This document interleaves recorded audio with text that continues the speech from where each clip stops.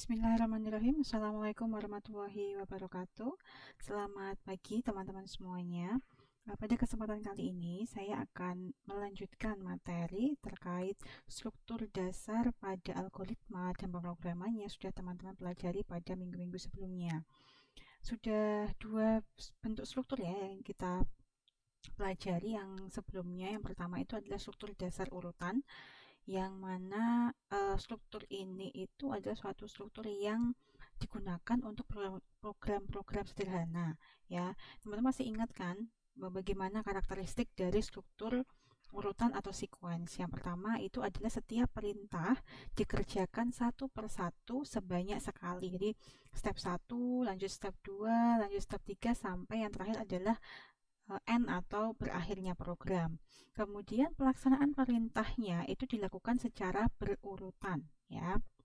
Kemudian yang ketiga adalah perintah terakhir itu merupakan akhir dari algoritma. Misalkan teman-teman di akhirnya dalam bentuk misalkan diwujudkan dalam bentuk flowchart, maka dimulai dengan start, selesaikan dengan simbol end atau selesai.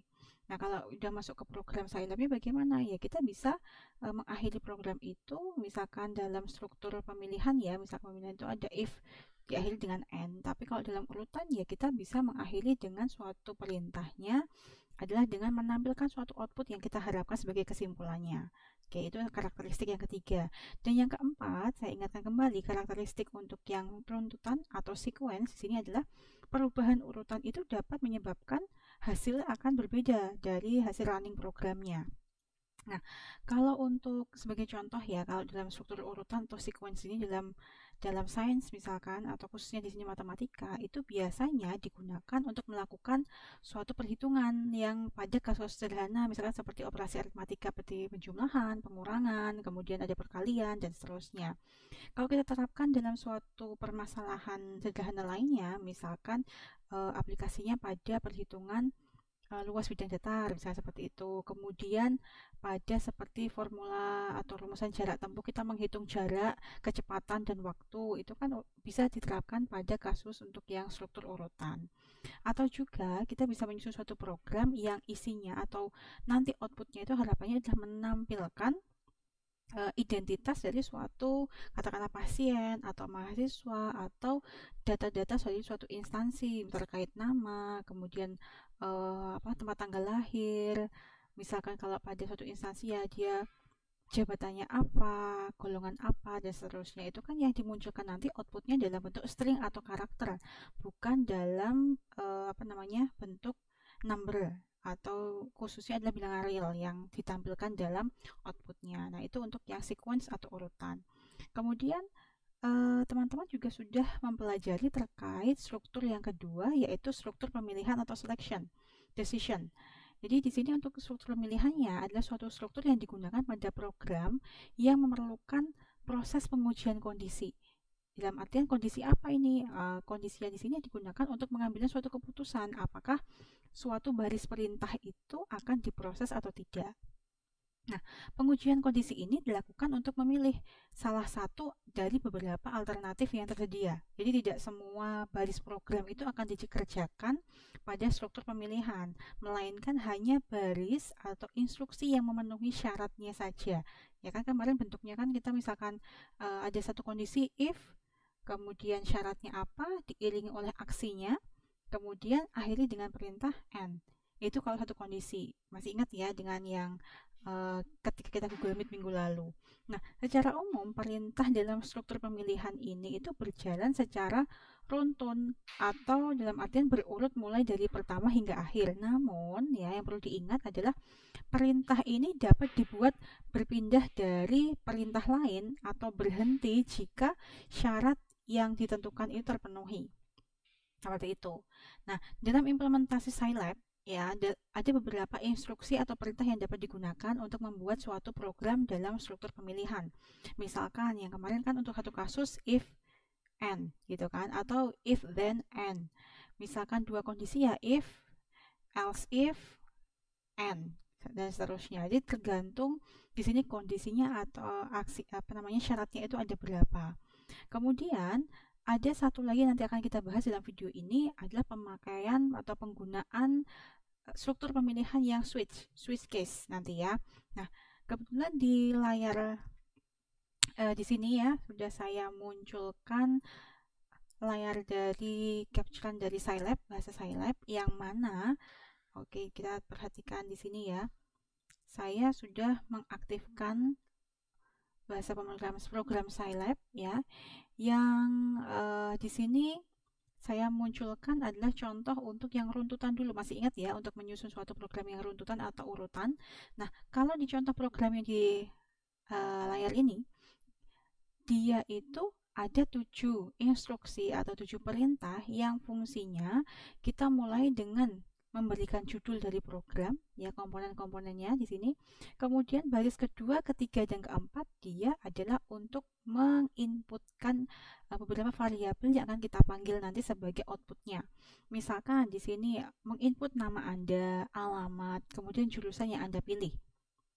Kemudian jangan lupa karena ini strukturnya atau tipe datanya adalah karakter, jadi teman-teman harus memberikan perintahnya adalah petik S di belakang pernyataan nama Anda. Jangan lupa diapit dengan tanda petik 1. Karena kalau misalkan teman-teman tidak menambahkan tipe data yang akan muncul, dia menganggapnya yang diinputkan itu adalah tipe datanya numbering. Baik itu bilangan real, bilangan bulat, tapi dalam secara umum biasanya tipe general ya, dia adalah bilangan real. Nah, kemudian di baris kelima, 6, dan 7, ini fungsinya adalah menampilkan hasil yang kita inputkan dari baris kedua, 3, dan keempat. Ini untuk yang runtutan, masih ingat ya yang runtutan.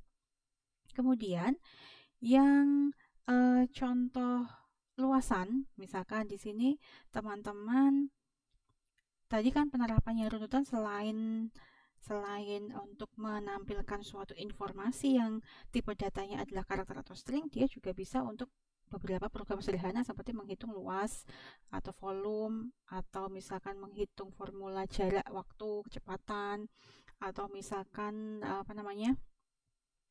ya menghitung beberapa informasi yang seperti mencari besaran dari suatu bangun ruang yang akan kita cari, entah itu luas permukaan atau volume dan seterusnya. Atau mungkin juga mencari rata-rata ya. Nah, di sini masih ingat ya bagaimana cara menampilkan hasilnya menggunakan perintahnya, bisa menggunakan display, jadi DISP perintahnya, atau juga menggunakan yang paling 10 mtlf matlab underscore fprintf. Nah, mungkin kemarin ada masih beberapa teman-teman yang bingung, Bu, maksudnya ada persen D, ada persen F ya, ada nanti misalkan persen G dan seterusnya. Nah, di modul yang pernah saya kirimkan lewat e-learning dulu yang bentuknya PDF atau Word kalau nggak salah ya, itu kan ada beberapa hal terkait bagaimana sih cara kita teknik dalam menginputkan data ya, khususnya misalkan dalam pemanggilan-pemanggilan tipe-tipe data yang di sini instruksi khususnya itu ada beberapa simbol atau karakter formatting yang biasa digunakan dalam bahasa pemrograman Scilab. Misalkan di sini pada di baris ke-10 atau instruksi di baris ke-10 kita menggunakan perintahnya fprintf yang mana nanti ketika kita menuju Scilab konsolnya itu harapannya akan muncul pernyataan luas dan keliling trapesium dengan tinggi. Nah, persen D ini akan digantikan dengan nilai atau ukuran yang kita inputkan berdasarkan perintah baris ketiga. Jadi persen D ini, makanya jadi ada urutannya. Ini untuk tinggi, persen D yang berikutnya adalah untuk sisi panjangnya atau di sini disimbolkan dengan variabel A. Kemudian sisi pendek kita simbolkan dengan variabel B, dan yang berikutnya adalah memanggil keliling serta luasannya. Nah, urutannya itu harus sesuai urutan pemanggilannya ini ya. Persen D itu fungsinya adalah untuk menampilkan suatu angka desimal. Supaya misalkan teman-teman mau persen 4D di sini. Kelihatan ya di layar teman-teman ya, persen 4D itu maksudnya kita akan memunculkan suatu bilangan desimal ada 4 digit desimal seperti itu. Ini tidak mutlak harus 4 harus berapa, terserah pemrogramnya ya, mau berapa pengaturannya, itu diserahkan kembali kepada pemrogramnya. Kemudian persen F, di sini persen F itu adalah suatu karakter formatting yang digunakan untuk menampilkan angka dalam format fix gitu ya.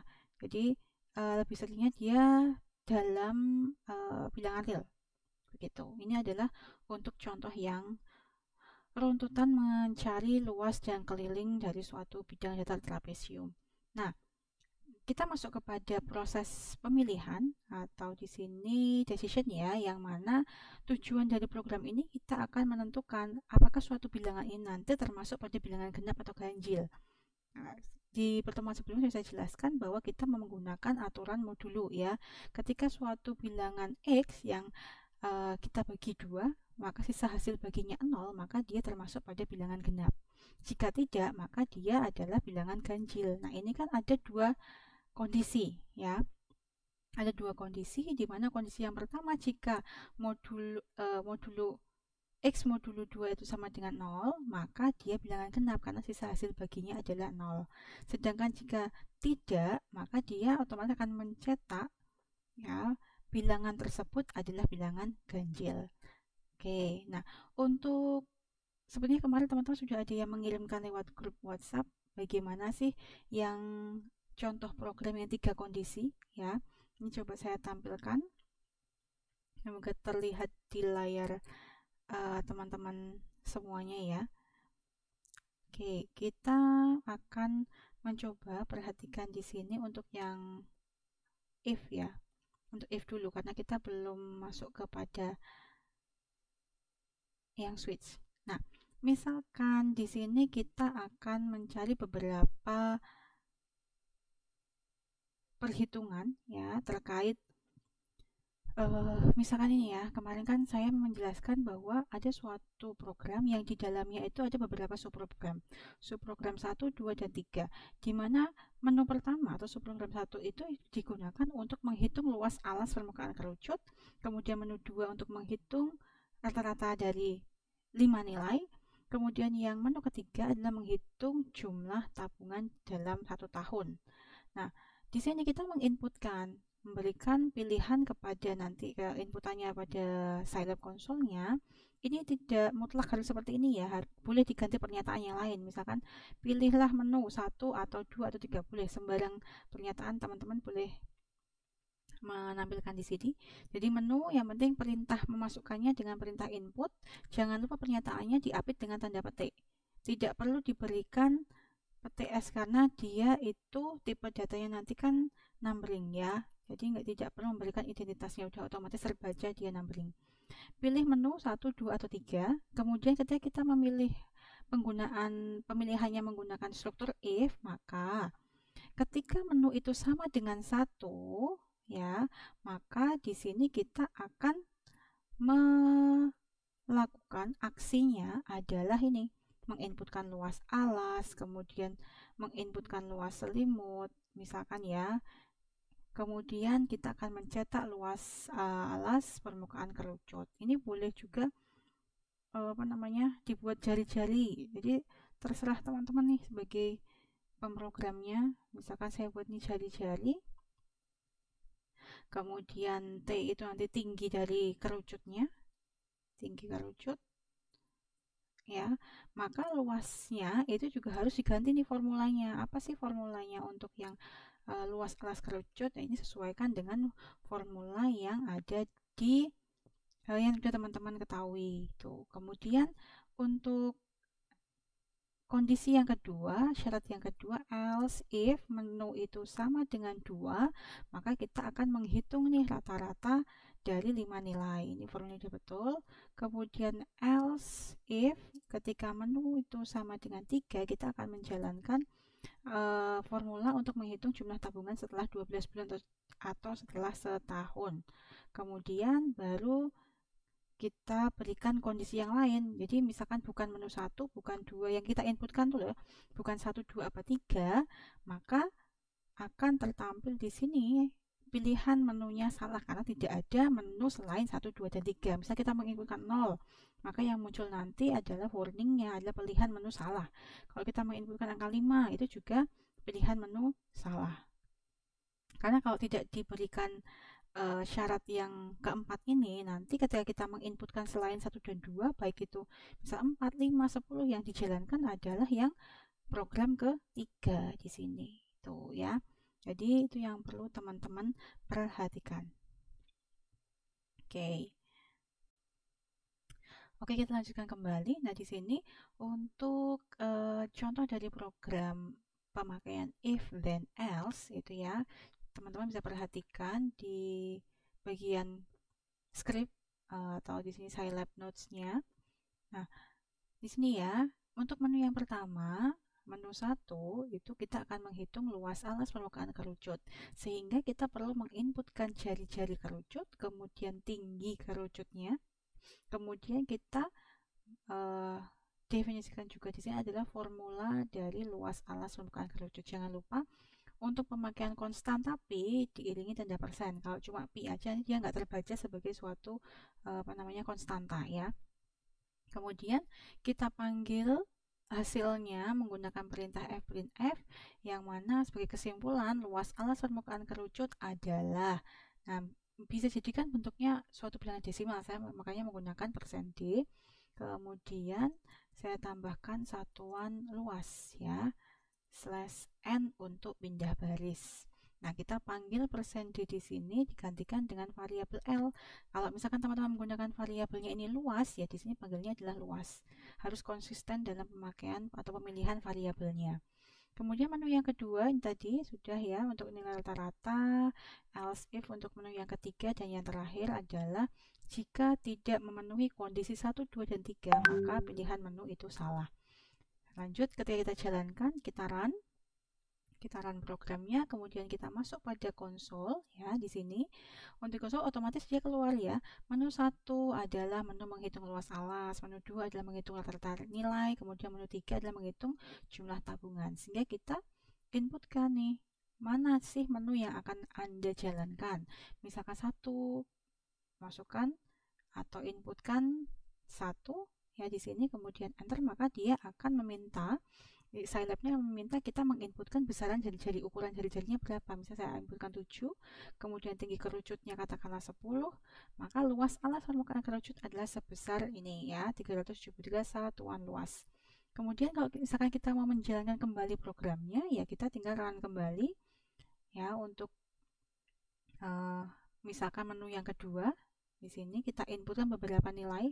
Nah, lebih baik lagi misalkan X1, kita kan di sini tadi pemilihannya di scriptnya. Nah, ini ya, perintahnya itu kan input X1. Ini teman-teman boleh juga mengganti dengan suatu pernyataan masukkan nilai 1 atau misalkan nilai mata kuliah 1 gitu dan seterusnya. Agar apa?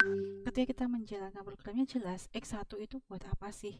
Kalau seperti ini kan X1 apa sih maknanya kalau sebagai bukan si pembuat program ya, hanya untuk menjalankan aja. Nah, ini saya random dulu aja, saya inputkan nilainya seperti ini. Nah, karena di sini kan kita menginputkan 5 nilai, sehingga untuk rata-rata nilai juga jumlahan dari kelima nilai kita bagi sejumlah datanya sesuai dengan instruksi yang sudah kita berikan pada aksi menu kedua di sini. Ya, ini juga harus konsisten dalam penggunaan variabel. Takutnya ketika teman-teman misalkan nih dia awalnya menggunakan X besar, tapi di sini menggunakannya X kecil, maka otomatis nanti ada warning di Scilab konsolnya. Oh, ada variabel yang undefined atau tidak terdefinisi dengan benar, seperti itu. Kemudian menu yang ketiga, kita jalankan kembali menu ketiga, kita cek ya. Oke, tabungan awal. Teman-teman punya tabungan awal berapa? Misalkan 100.000.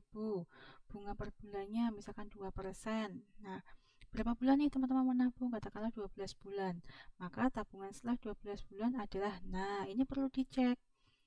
Mosok nabung awal 100.000, setelah setahun tabungannya juga 100.000. Berarti masih ada formula yang salah kan? Ya enggak? Harus dicek kembali, ini formulanya ada yang salah apa enggak. Nah, ini yang perlu diperhatikan. Ini ada yang keliru nih, maka perlu teman-teman perbaiki. Jadi program yang dapat dijalankan, kemudian hasilnya itu juga perlu dicek apakah hasilnya itu tepat atau tidak. Karena suatu program dikatakan efektif dan efisien itu ketika apa? Waktu runningnya itu cepat dan menghasilkan hasil yang tepat.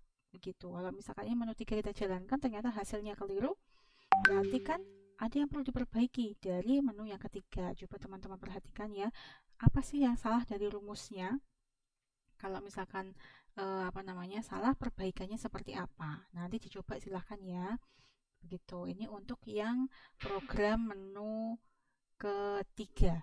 Nah, misalkan kita mau menginputkan pilihan selain 1, 2, dan 3, katakanlah saya mau menginputkan 5, maka otomatis yang tertampil di Scilab konsolnya adalah pilihan menu itu salah. Berarti yang kita inputkan itu tidak ada pilihannya, bukan menu 1, bukan menu 2, ataupun bukan menu 3. Itu adalah pemakaian if, then untuk 4 kondisi. Berarti ada 3 syarat, ada 4 syarat ya. Kemudian aksinya adalah ada 3. Jadi menu 1, menu 2, dan menu 3. Itu untuk penjelasan yang tugas yang minggu lalu.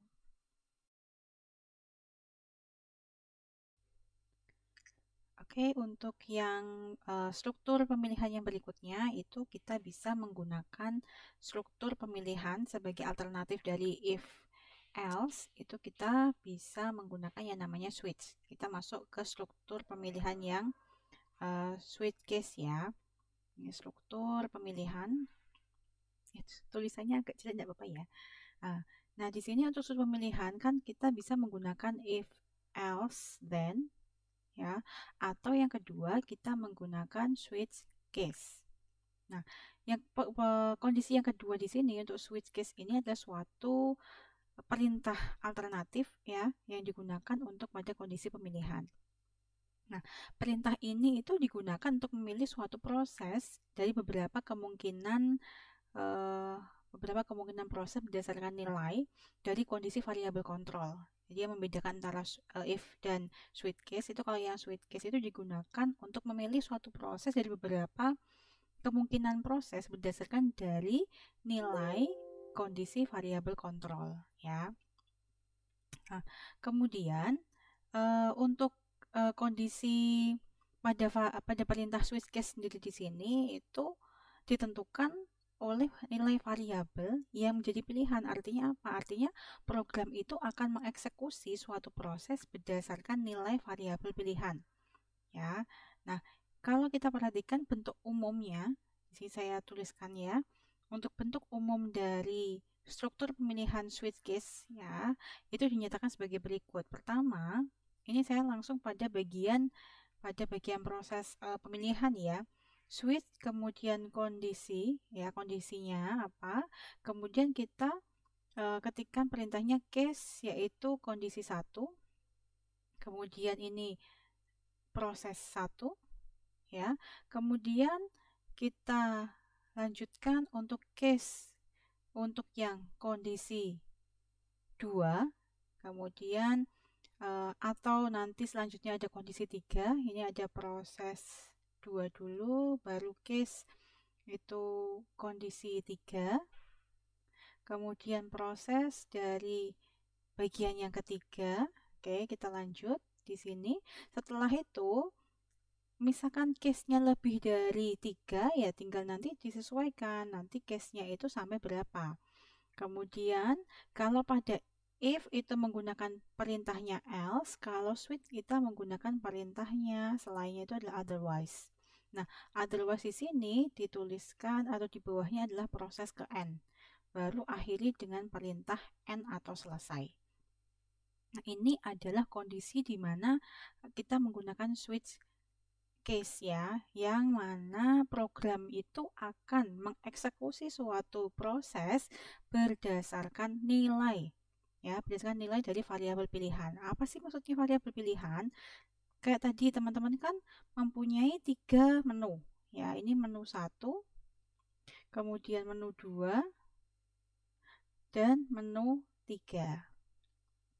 Nah, kalau kita menyimpulkan masing-masing menu itu ya, atau menyimpulkan menu itu dengan variabel n, jadi nanti n sama dengan 1, ini n sama dengan 2, di sini n-nya sama dengan 3. Nah, program itu akan menjalankan berdasarkan ini nilai variabel yang kita inputkan, 1, 2, ataupun 3, sesuai dengan nilai-nilai yang kita definisikan dalam program. Jadi, ketika teman-teman menggunakan perintah switch yang diiringi kondisinya di sini kan switch kondisi. Nah, kondisinya itu adalah variabel yang kalian gunakan. Misalkan menggunakan variabel n ya di sini switch n.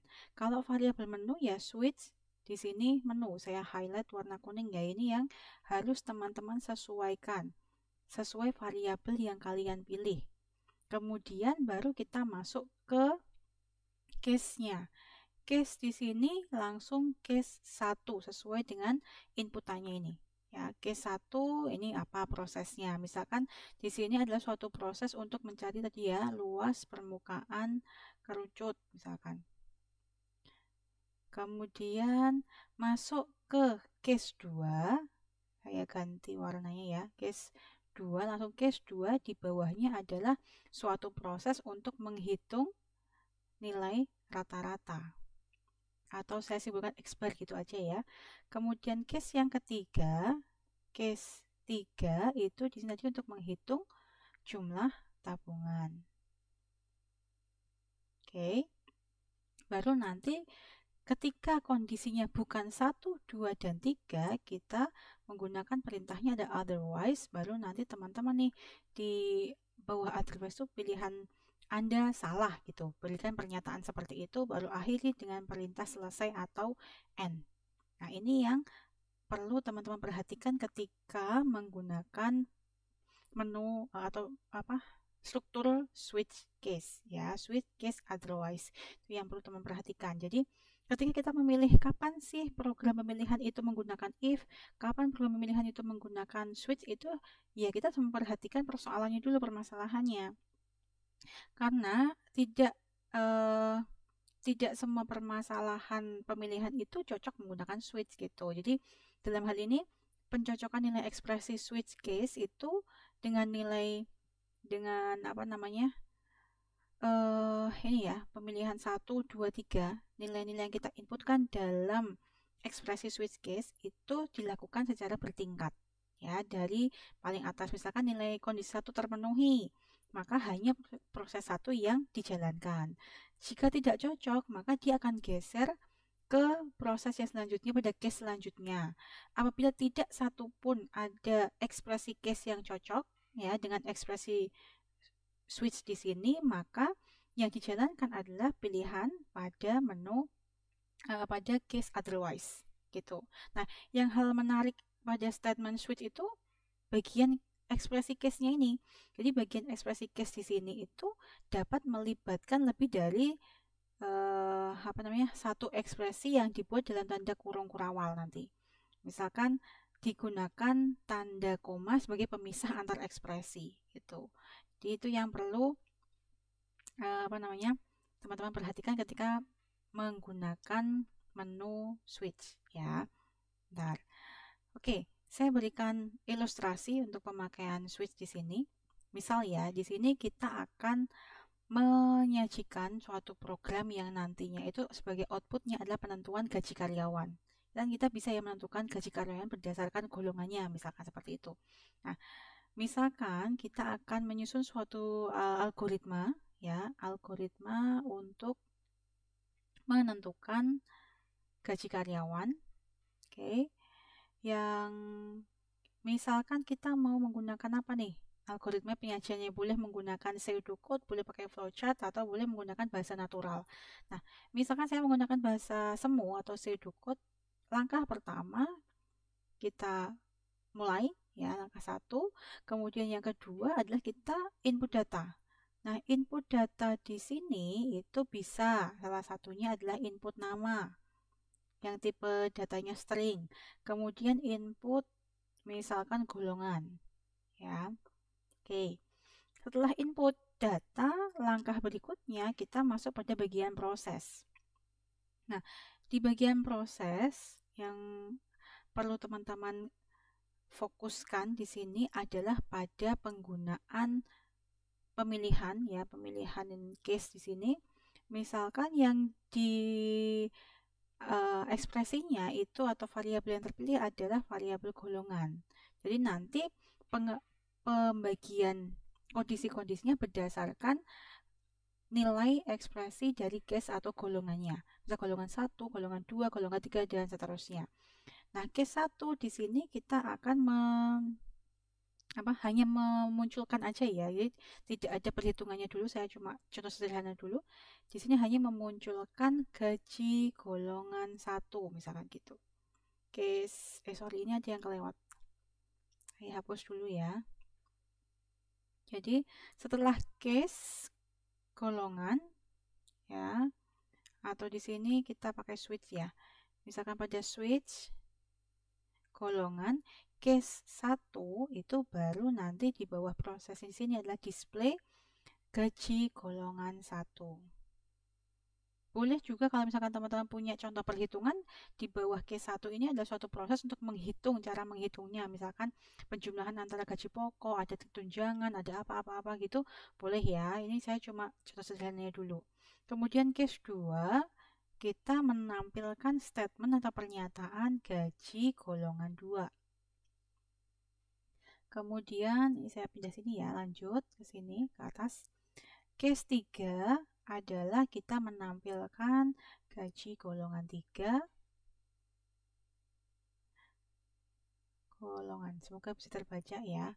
Kemudian baru nanti otherwise, misalkan kita punya tiga pengelompokan gaji ya, misalkan tidak ada dari ketiganya, maka di sini misalkan tertampilnya display itu hanya tersedia 3 golongan, maksudnya hanya tersedia golongan 1 sampai 3. Oke, baru nanti end case ya, kita akhiri dengan perintah selesai. Kemudian langkah berikutnya, misal kita mau menampilkan outputnya sebagai simpulan dari suatu program, output datanya apa? Misalkan nih kita mau menuliskan namanya, nama karyawan tersebut, kemudian golongan dari karyawan tersebut. Ya, ini nanti panggil si golongannya berapa, kemudian kita akan menuliskan besaran gajinya. Ini nanti ada simpulannya di bawah. Dan yang terakhir ini N, untuk N yang case ya, yang atas ini perintah berakhirnya bukan berakhir program, tapi akhiran dari program pemilihan. Nah, kemudian yang kelima baru kita mengakhiri program keseluruhan. Selesai. Ini algoritmanya dulu seperti ini. Oke, seperti itu ya. Jadi ini adalah salah satu contoh untuk penggunaan switch. Karena ketika kita menggunakan if ya, kita ubah menjadi switch itu kadang tidak relevan, dalam artian bisa pakai if, tapi ketika kita terapkan menggunakan switch tidak bisa. Itu contoh yang seperti itu, misalkan kita mau mencari akar persamaan kuadrat. Ya, akar persamaan kuadrat. Apa sih yang teman-teman ingat dari suatu persamaan kuadrat untuk mencari akarnya? Saya punya Y persamaannya, di sini AX kuadrat plus BX plus C. Nah, ketika dia itu akan kita cari akarnya, otomatis kan kita menggunakan syarat bahwa suatu grafik Y itu mempunyai akarnya ketika memotong sumbu X atau nilai Y-nya sama dengan 0. Jadi ketika Y itu sama dengan 0, maka AX kuadrat plus BX plus C itu sama dengan 0. Nah, bagaimana kita mencari akar-akarnya? Misalkan dia itu bilangnya cantik ya, dalam artian itu apa? Bisa kita main tebak-tebakan dulu kan, seperti itu ya. Contohnya X kuadrat min 4X plus 4 sama dengan 0. Mungkin ya teman-teman ingat caranya menggunakan jembatan keledainya seperti ini. Berapa dua buah bilangan yang kalau kita jumlahkan min 4, kalau dikalikan 4. Kayak gitu kan. Ini min 2 dan min 2. Tapi kalau bilangannya tidak istimewa, tidak bisa kita duga ya dua bilangan ini, maka kita bisa menggunakan formula apa? Formula determinan. X12 sama dengan min B plus minus akar D dibagi 2A. Ingat ya formula ini ya. Nah, yang menjadi fokus kita dalam pemakaian if itu di mananya toh? Nah, kita menggunakan if itu dalam penentuan kondisi determinannya karena determinan di sini itu ada beberapa kriteria. Yang pertama, ketika determinan formulanya B kuadrat min 4AC ya. Ketika D-nya itu sama dengan 0, dalam artian akar 0, ya, maka nanti kriteria akarnya itu X1 sama dengan X2, kembar akarnya.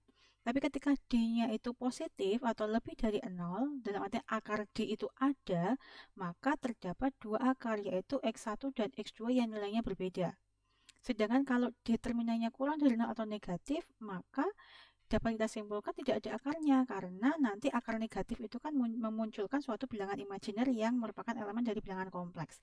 Akar negatif X itu kan nanti bukan termasuk pada elemen bilangan real. Padahal kalau kita berbicara software Scilab itu hanya memunculkan harapannya memunculkan yang bilangannya real. Seperti itu. Walaupun nanti ketika kita running programnya bisa menampilkan katakanlah kalau akar dari negatif 4 kan min 2i imajiner dan positif 2i atau dia elemen dari bilangan kompleks seperti itu. Nah, kalau kita menggunakan if bisa nih pakai seperti ini. Jadi ketika kondisinya misalkan if D sama dengan 0, maka bagaimana? Else if ya, ketika D-nya positif atau lebih dari 0, maka prosesnya seperti apa? Kemudian atau kondisi yang lain kita menggunakan else, yaitu ketika D-nya negatif, maka bagaimana? Baru akhir dengan perintah N. Nah, kalau kita terapkan menggunakan switch itu akan lebih kesulitan karena apa? Switch tadi itu kan menjalankan programnya itu berdasarkan nilai ekspresi yang diinputkan ya, yang diinputkan ke program tersebut itu kan merupakan suatu nilai atau kondisi. Jadi bukan pada suatu syarat. Ini syaratnya. Jadi hanya menginputkan nilai dari suatu kondisi variabel kontrol. Seperti itu. Jadi kalau misalkan kita menggunakan switch itu agak kesulitan. Misalkan switch D ya. K1 ya, misalkan K1 padahal D itu kan bukan nilainya 1, 2 atau 3, tapi D di sini itu nilainya adalah dibagi 3 kriteria ketika sama dengan 0, lebih dari 0 dan kurang dari 0. Itu yang perlu teman-teman dalami kembali perbedaan antara penggunaan if dan penggunaan switch seperti itu. Oke, berikut ini kita akan membahas contoh dari penggunaan switch ya untuk yang programnya sebelumnya tadi yang kita menggunakan menu 1, menu 2, menu 3 ya. Coba kita terapkan menggunakan switch itu seperti apa. Yang pertama, saya kembali ke program pilihan tadi ya. Ini kan awalnya kita masih menggunakan perintah pemilihan atau struktur pemilihan if dan else if. Sekarang kita akan ubah program ini menggunakan struktur switch. Yang pertama, untuk baris 1 sampai baris ke-5 itu sama ya. Karena kita di sini fungsinya adalah untuk menginputkan pilihan menu yang mana pilihan menu 1, 2, 3 sudah didefinisikan di baris kedua, 3, dan 4. Kemudian untuk di baris ke-6, nah ini yang kita perlu ubah menggunakan perintahnya switch. Kemudian di sebelah switch, nah di sini kita itu diiringi oleh variabel yang teman-teman gunakan. Jadi misalkan teman-teman di sini menggunakan variabelnya n ya, di sini switch n. Tapi berhubung di sini menggunakan perintahnya inputannya menggunakan variabel menu, maka kita menggunakan perintah switch kemudian variabelnya adalah menu. Kemudian kita enter di baris ke-7, apa yang perlu dituliskan di sini? Kita mendefinisikan setiap kondisi kasus yang akan teman-teman susun. Misalkan ada tiga kondisi yaitu menu 1, menu 2, menu 3. Ya sudah kita tuliskan di sini case 1 ya. Kemudian untuk case 2 ini case 2 di baris ke-12 ya. Kemudian di baris ke-20 kita tinggal gantikan dia case 3. Lalu untuk else, karena dia menggunakan switch, jangan lupa pilihan selain menu di atas kita menggunakan perintahnya adalah otherwise. Nah, seperti ini. Jadi case 1, case 2, case 3 sesuaikan dengan kondisinya. Kemudian selain kondisi 1, 2, 3, kita menggunakan perintahnya ada otherwise. Jangan lupa disimpan di directory yang teman-teman tuju, save dan execute. Ketika kita sudah jalankan, kembali ke bagian Scilab console-nya, nah otomatis dia akan keluar. Untuk tampilan outputnya tidak berbeda ya antara if dengan switch, yang membedakan adalah perintah yang kalian susun, yang kalian bangun di dalam Synods-nya. Ya, di sini untuk tampilannya sebenarnya sama, baik itu di outputnya ya, di konsolnya sama, baik itu menggunakan if ataupun menggunakan switch. Saya pilih satu, saya inputkan satu di sini, otomatis sama kan panggilannya dengan yang program if sebelumnya, menginputkan jari-jarinya 7, tinggi kerucutnya aja 10, maka luasnya juga perhitungannya sama, 373 satuan luas. Jadi yang membedakan hanya apa? Hanya pada penggunaan switch di sini.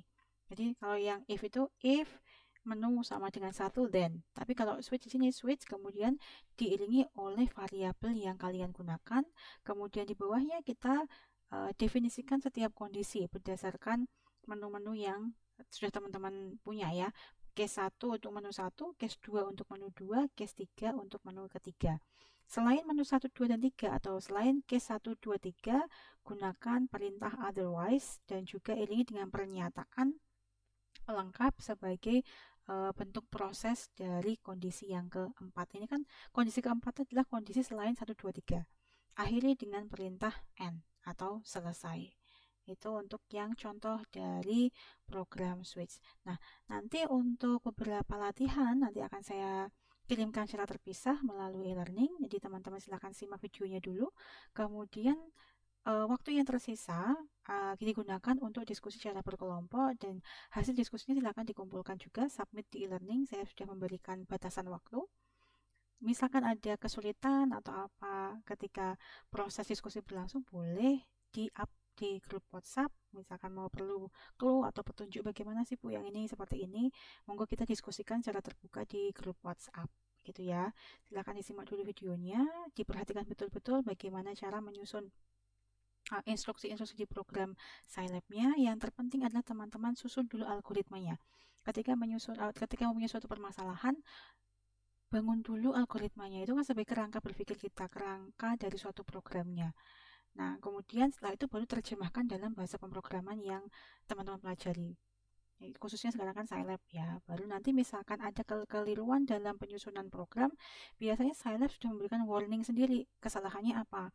Apakah kurang tanda petiknya atau apa dan sebagainya, atau undefined variable. Biasanya Scilab sudah memberikan warning di baris keberapa sih ada kekeliruan.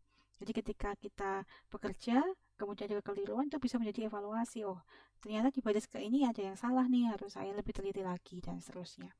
Begitu nggak ya teman-teman semuanya? Ini untuk yang pertemuan hari ini. Saya buatkan video ini, semoga membantu proses belajar teman-teman semuanya. Kurang lebihnya mohon maaf. Saya tutup ya. Terima kasih sebelumnya. Akhir kata, wassalamualaikum warahmatullahi wabarakatuh.